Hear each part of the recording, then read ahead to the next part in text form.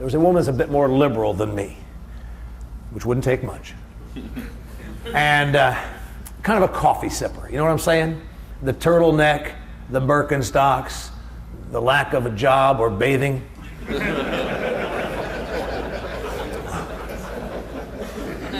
You guys know what I'm talking about. Okay, all right. And so I was going to say, you know, go to University of Alabama. I'm trying to think of a place where you can find such breeds, but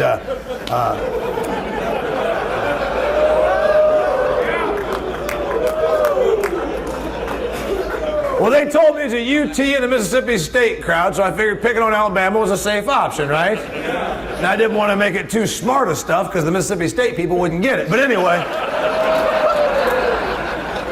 And I don't drink coffee. I find it to be arrogant. I don't like the whole thing. I read an article once. The coffee crowd said, coffee's the beverage of intellect. I said, really? How smart is it to stand in line and pay $6 for a drink that does not contain alcohol?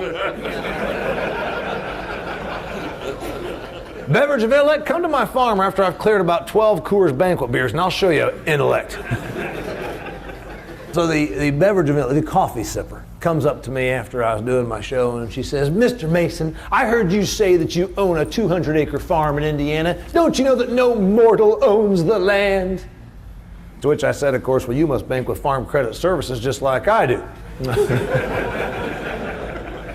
Mr. Harrison's kid just came in and he's a Farm Credit Services employee. And I got to tell you, I actually pick on Farm Credit Services. I do shows for them. I make that joke about not owning the land because you bank with Farm Credit. And you'd think they'd be offended. They fall out of their chairs laughing because they know it's true. I tell them, you know, I said, it's amazing. I had this great big note. I paid it down to where it was almost non-existent, and they pulled in the driveway. The guy that's my representative brought his manager, pulled in my driveway. They gave me a cap and a beer koozie, drove out the driveway, and I owed them another $500,000. Amazing how those people operate at Farm Credit.